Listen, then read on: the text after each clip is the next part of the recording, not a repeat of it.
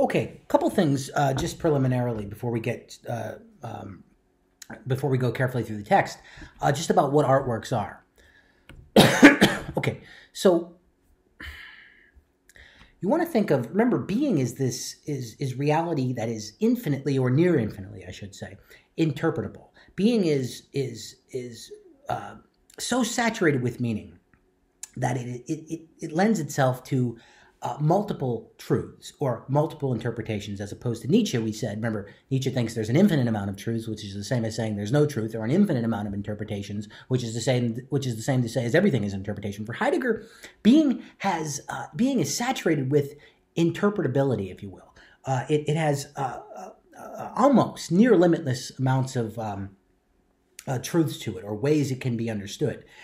Artworks are, for Heidegger, interpretations of reality. Interpretations of reality. And think about interpretations. What is an interpretation? What does it mean to interpret something?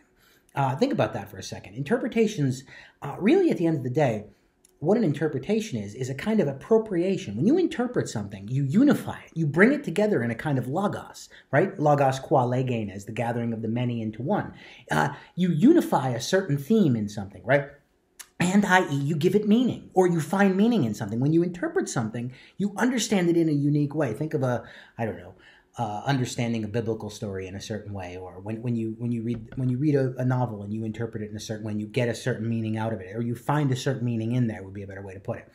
And this brings us to this other point that Heidegger is interested in the artworks. You want to hear artworks as interpretations of reality, but you want to also hear the metaphysical tradition with regard to art.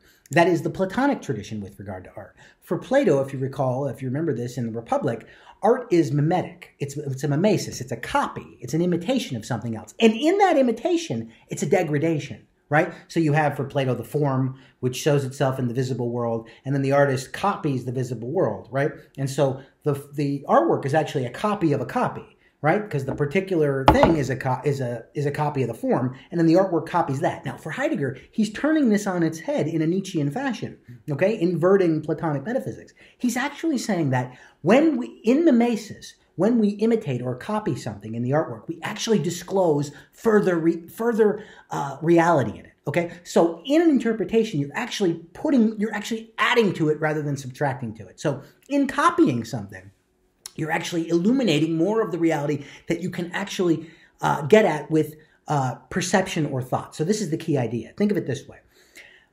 There's sort of three ways to look at an object. Okay, so here I am perceiving it. Okay, I can look at it as in perception. I can see it in its use when I use it. Right, I can see it as an object that's present at hand to a subject. Right, I can also use it and not think about the object, and I understand the object in that way. I can also think about what it is. I can say, what is the essence of this, right? Now, all those things can show us different aspects of this Lysol bottle or whatever, right? Remember, thinking, when I think about the object, this is the key idea, I'm asking, what is it for? What's the essence of this? Well, the essence of it is its telos, and what's its telos? Heidegger's going to get at this. It's instrumental use, okay? So thought is wrapped up in use, and perception, I could, okay, I see it this way, and, whatever.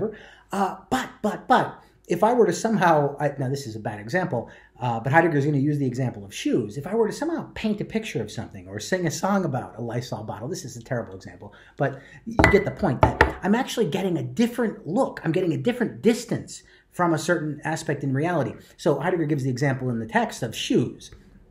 And you might think, well, the shoes, what the hell? When you look at shoes, or you use shoes when you're walking in them, or you look at them, they don't really mean much to you. You try to think about what shoes are for. They're for protecting your feet, right? They have an instrumental value.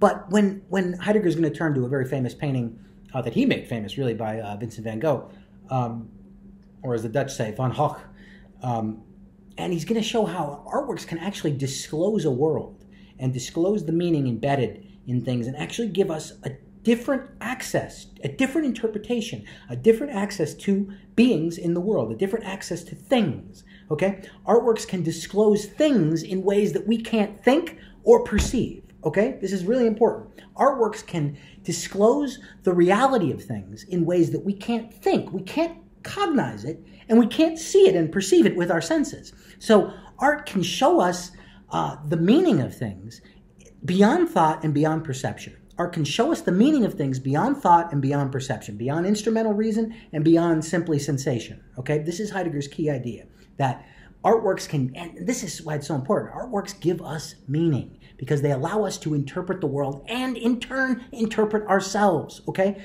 Because Dasein is the being that self-interprets. Dasein is the only being that has its being to be. We're a being that has its being as an issue, a problem, a question, i.e. we run ahead to the future as already having been in the past. We care about our own being, we interpret our own being, we choose who we are, we take up possible ways to be, okay? And artworks can show us and give us possible ways to be.